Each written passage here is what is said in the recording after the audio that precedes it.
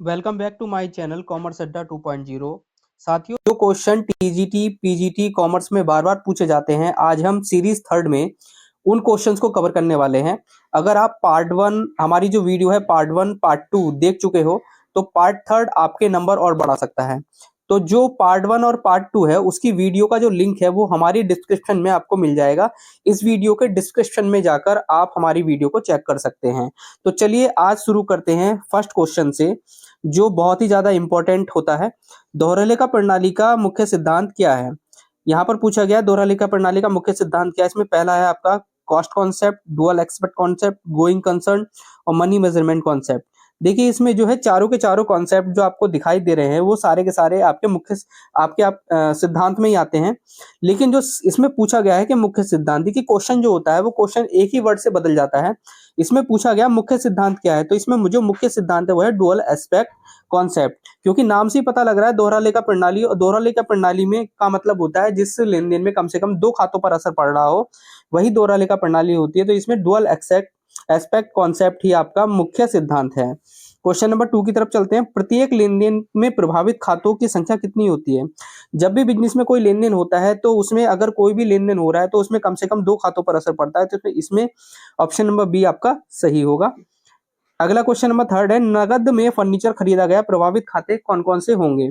अगर आपने कैश में फर्नीचर खरीदा है, नगद में फर्नीचर खरीदा है, तो एक तो आपका फर्नीचर अकाउंट हो जाएगा और दूसरा आपका कैश अकाउंट हो जाता है। तो इसमें दो खातों पर असर पड़ेगा, कैश अकाउंट और फर्नीचर अकाउंट। तो यहाँ पर ए ऑप्शन सही है, फर्नीचर एंड कैश। नेक्स्ट आपका क्वेश्चन नंबर 104 है, दोहरा लेखा प्रणाली में पूंजी खाता किस प्रकार का खाता होता है? देखिए जो पूंजी खाता होता है, पूंजी एक बिजनेसमैन, यानी कि सपोज कर लीजिए एक बिजनेस है और बी आपका जो पूंजी देने वाला व्यक्ति है। तो बी ने बिजनेस को पूंजी दी है, तो देने वाला एक व्यक्ति है पूंजी, तो इसलिए पूंजी को व्यक्तिगत खाता कहा जाता है, जिसको इंग्लिश में पर्सनल अकाउंट भी कहते हैं। अगला क्वेश्चन नंबर 105 है, ट्रायल बैलेंस बनाने का मुख्य उद्देश्य क्या होता है?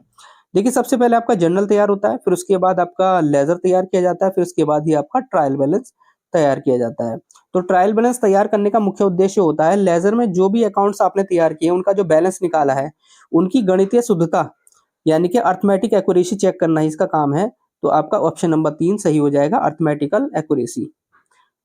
अगला क्वेश्चन है, उधार बिक्री करने पर प्रभावित खाते कौन से होते हैं? उधार यानी कि आपने माल को बेचा है वो भी क्रेडिट पर, और क्रेडिट में माल सेल करने पर एक सेल अकाउंट पर असर पड़ेगा, और उधार माल बेचने पर उस व्यक्ति पर असर पड़ता है जिसको आपने उधार माल बेचा है, उसको डेटर कहा जाता है। तो क्योंकि वो बाद में पैसे देने वाला है इसलिए डेटर कहेंगे, तो यहाँ पर सेल और डेटर दोनों खातों पर असर पड़ने वाला है। ऑप्शन नंबर बी इसमें सही है, डेटर एंड सेल्स। अगला क्वेश्चन है, दोहरा लेखा प्रणाली में नाममात्र खाते संबंधित होते हैं। देखिए नाममात्र खाते जितने भी हमारे एक्सपेंसेस, लॉसेस और इनकम और गेन, जितने भी हमारे एक्सपेंसेस, लॉसेस, इनकम और गेन होते हैं वो सारे के सारे आपके नाममात्र खाते होते हैं। तो यहाँ पर ऑप्शन नंबर सी सही है, इनकम एंड एक्सपेंसेस। अगला है क्वेश्चन नंबर 108, नकद में वेतन भुगतान किया, इसके लिए कौन कौन से अकाउंट पर असर पड़ेगा? यहाँ पर पूछा गया है कि किस किस अकाउंट पर असर पड़ने वाला है।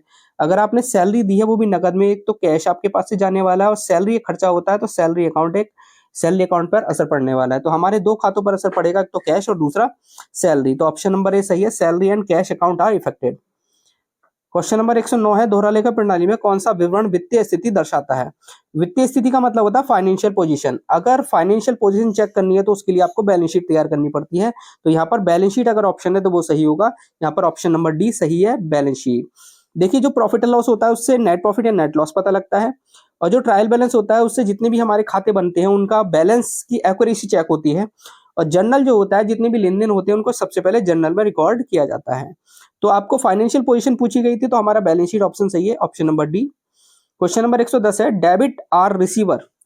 डेबिट आर रिसीवर नियम लागू होता है। देखिए डेबिट करेंगे रिसीवर को, ये नियम लागू होता है पर्सनल अकाउंट में।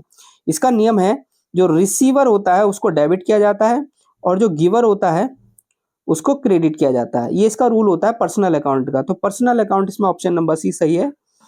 क्वेश्चन नंबर है अगला 111, उधार में मशीन खरीदी, आपने मशीन खरीदी है वो भी उधार, प्रभावित खाते कौन कौन से होंगे? देखिए उधार में मशीन खरीदने पर एक तो मशीन पर असर पड़ेगा क्योंकि मशीनरी आपके पास आएगी, और मशीनरी जिससे खरीदी गई है उसको क्रेडिटर बोलेंगे क्योंकि आपने जिस आदमी से मशीन को परचेज किया है वो आप बाद में आपसे पैसे लेने वाला है, आपसे वो पैसे लेगा तो वो आपका क्रेडिटर हो जाता है। तो एक मशीन अकाउंट पर असर पड़ने वाला है और क्रेडिटर अकाउंट पर असर पड़ने वाला है। चलिए इसका ऑप्शन चेक करते हैं, ऑप्शन ये है या नहीं है, मशीन और क्रेडिटर। ऑप्शन नंबर बी आपका सही है, machine and creditor.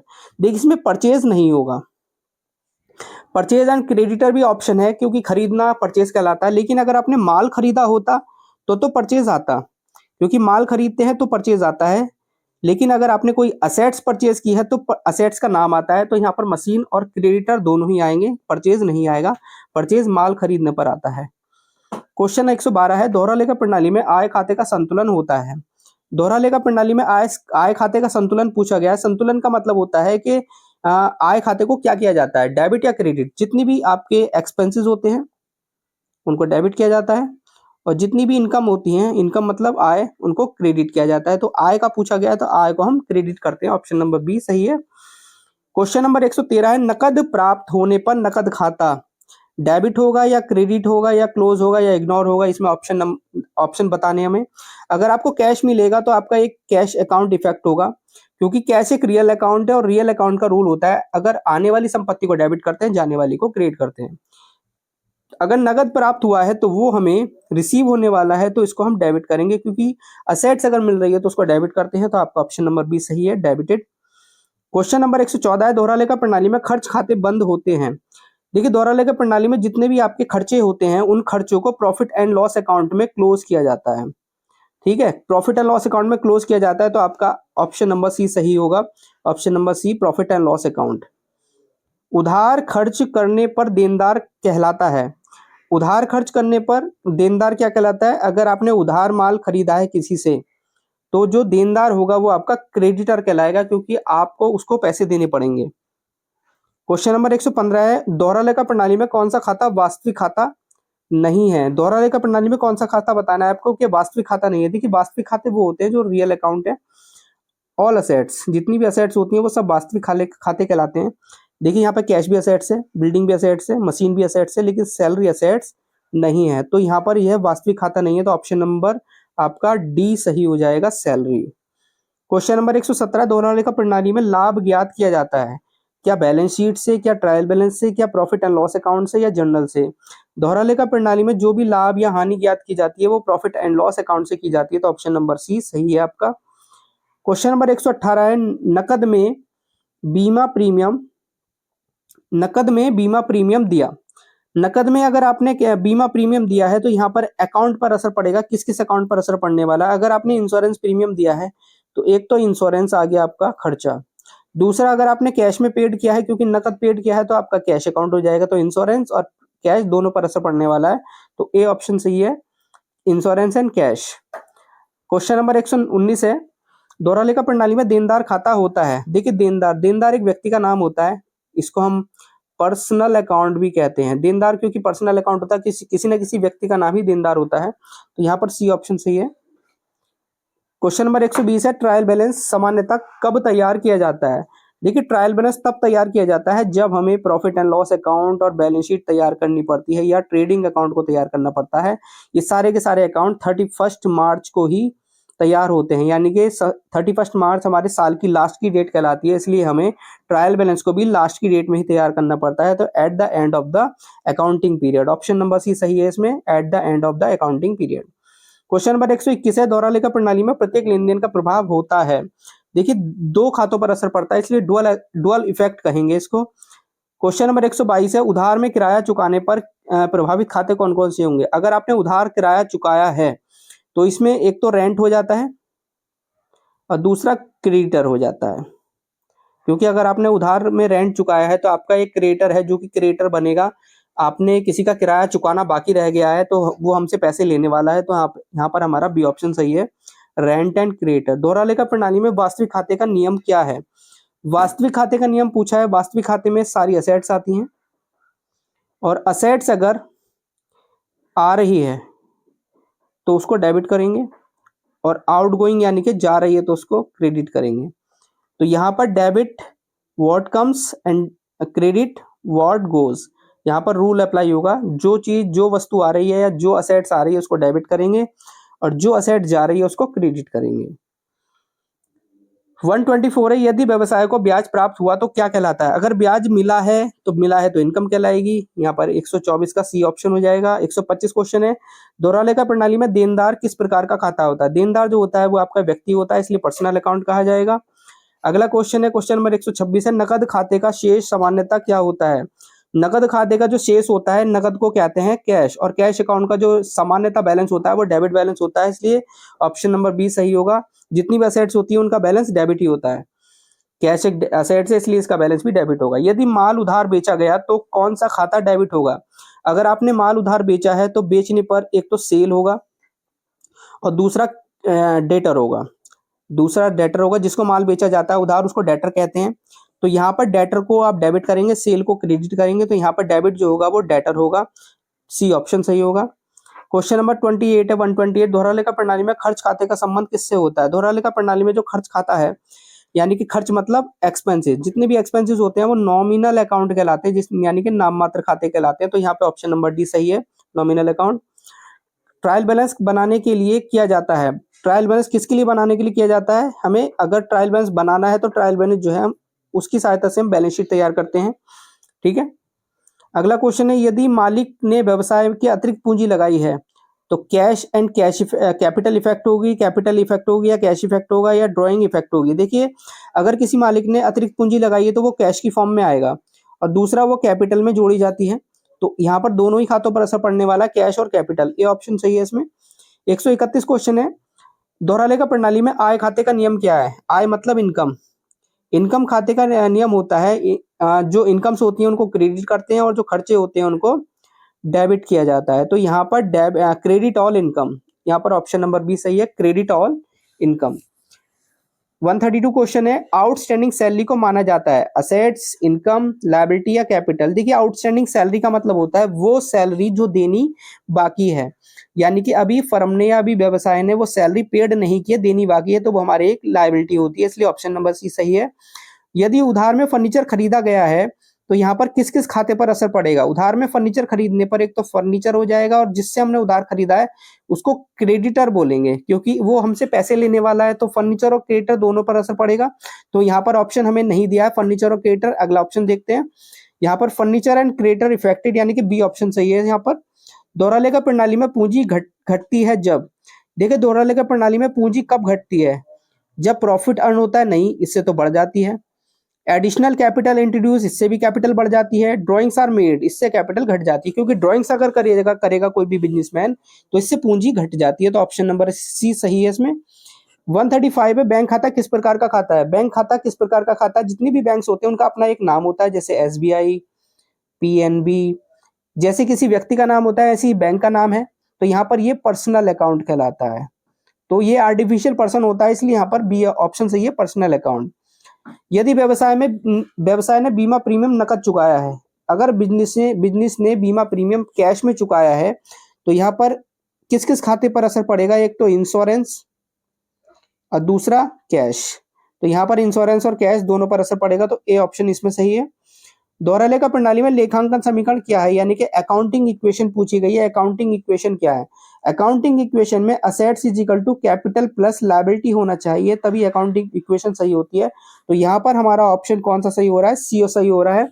Assets is equal to liability plus capital. Capital को इधर भी लिख सकते हैं आप, इधर भी लिख सकते हैं। तो assets is equal to capital plus liability हमारी अकाउंटिंग इक्वेशन हो जाती है।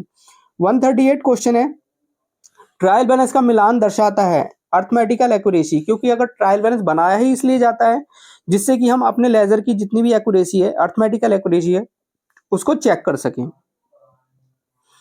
139 क्वेश्चन है, यदि व्यवसाय को अग्रिम आय प्राप्त हुई है, अगर व्यवसाय को एडवांस में कोई इनकम मिली है, इनकम का मतलब होता है जैसे कि हमें रेंट मिलना था और उस व्यक्ति ने हमें 5,000 रुपए का रेंट एडवांस में दे दिया, लेकिन अभी वो रहा नहीं अगले महीने के लिए।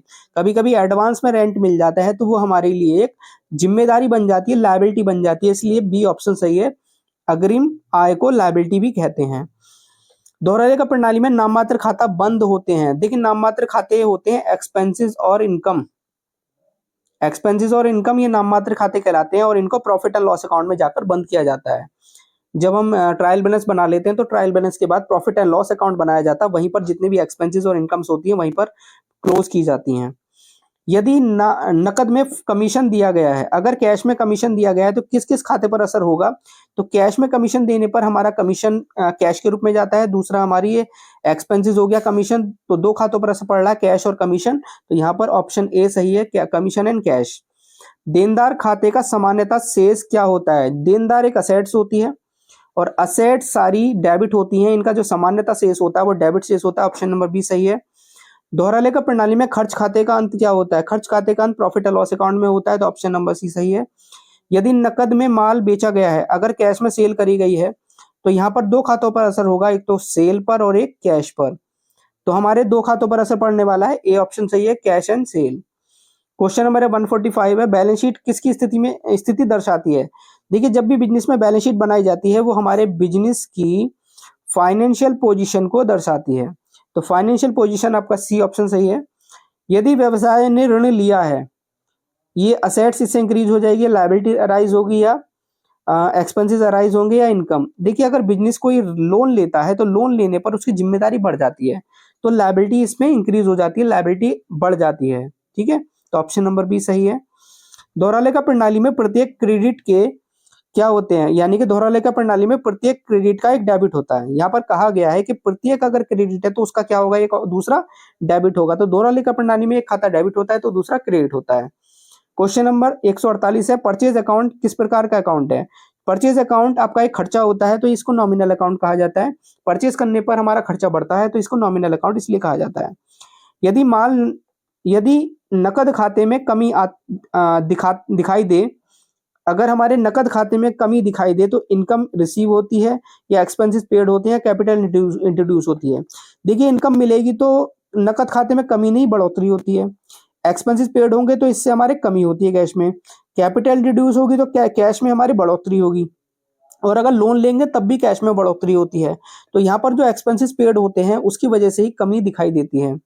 लास्ट क्वेश्चन है, क्वेश्चन नंबर 150, दोहरा लेखा प्रणाली को क्यों अपनाया जाता है? दोहरा लेखा प्रणाली को इसलिए अपनाया जाता है क्योंकि ये कंप्लीट प्रणाली है और एक सिस्टमैटिक प्रणाली होती है, क्योंकि इसमें एक खाते पर नहीं दो खातों पर असर पड़ रहा है, इसलिए इसको कंप्लीट प्रणाली कहा जाता है। और सिस्टमैटिक प्रणाली इसलिए कहा जाता है क्योंकि इसमें रूल्स एंड रेगुलेशन, नियम और कानून के तहत खाते बनाए जाते हैं, इसलिए इसको सिस्टमैटिक रिकॉर्ड की प्रणाली भी कहा जाता है। आई होप आपको ये वीडियो पसंद आई होगी। तो आज हम खत्म कर रहे हैं सीरीज नंबर 3। अगर आपको ये सीरीज अच्छी लगी हो तो वीडियो को लाइक जरूर करिएगा। अगली सीरीज पार्ट 4 के लिए हमारे चैनल को सब्सक्राइब करना ना भूलें।